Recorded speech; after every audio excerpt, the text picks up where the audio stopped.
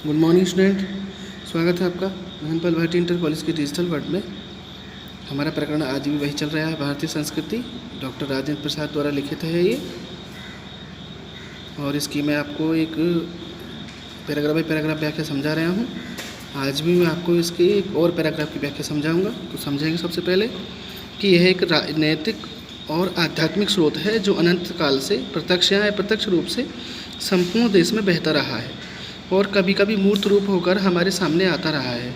ये हमारा सौभाग्य रहा है कि हमने ऐसे ही एक मूर्त रूप को अपने बीच चलते फिरते हंसते रोते भी देखा है, और जिसने अमृत की याद दिलाकर हमारी सूखी हड्डियों में नई मज्जा डाल हमारे मृत प्राय शरीर में नए प्राण फूंके और मुरझाए हुए दिलों को फिर खिला दिया। वह अमृत सत्य और अहिंसा का है जो केवल इसी देश के लिए नहीं, आज मानव मात्र के जीवन के लिए अत्यंत आवश्यक हो गया है। हम इस देश में प्रजातंत्र की स्थापना कर चुके हैं, जिसका अर्थ है व्यक्ति की पूर्ण स्वतंत्रता, जिसमें वह अपना पूरा विकास कर सके और साथ ही सामूहिक और सामाजिक एकता भी। ठीक है, तो लेखक ने यह समझाया है कि भारत की जो राष्ट्रीय एकता की प्राण शक्ति है वो इसकी नीति और इसके अध्यात्म में छिपी हुई है। वास्तविकता जो है वो यह है कि भारतीय संस्कृति में पवित्र चरित्र तथा आत्मा संबंधी चिंतन का जो झरना है वो निरंतर ही अबाध गति से बह रहा है। यह झरना कभी स्पष्ट दिखता हुआ और कभी परोक्ष रूप में बहता हुआ दिखाई देता है। हमारे सामने समय समय पर उच्च चरित्र वाले तथा धार्मिक एवं आध्यात्मिक चेतना से ओतप्रोत महापुरुष आते रहे हैं।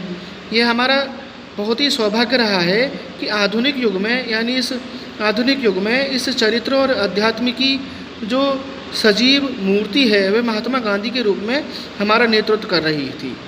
नैतिक एवं आध्यात्मिक चेतना के इस मूर्त रूप को अर्थात महात्मा गांधी को प्रत्यक्ष रूप से हमने चलते फिरते तथा हंसते रोते भी देखा है।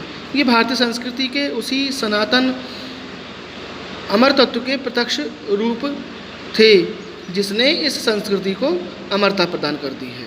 ठीक है, तो प्रिय छात्रों, ये इस चैप्टर की अगली व्याख्या हुई, यानी पैराग्राफ बाई पैराग्राफ जो समझा रहा हूँ, ये एक पैराग्राफ की व्याख्या और हो गई। ये आपको समझनी है और किताब से पढ़नी है और समझनी है। तब तक के लिए धन्यवाद। मैं फिर वही बात बता दूं, जब तक हमारा पाठ कंप्लीट यानी पूर्ण नहीं हो जाता तब तक हम इसकी जो व्याख्याएं हैं, जो अभ्यास प्रश्न है, तब तक हमारे वो समझ में नहीं आएंगी। ठीक है, तो इसकी जो अभ्यास प्रश्न होगा, जो दीर्घ उत्तरीय प्रश्न होंगे, मैं लिखित रूप में आपको समझाऊंगा।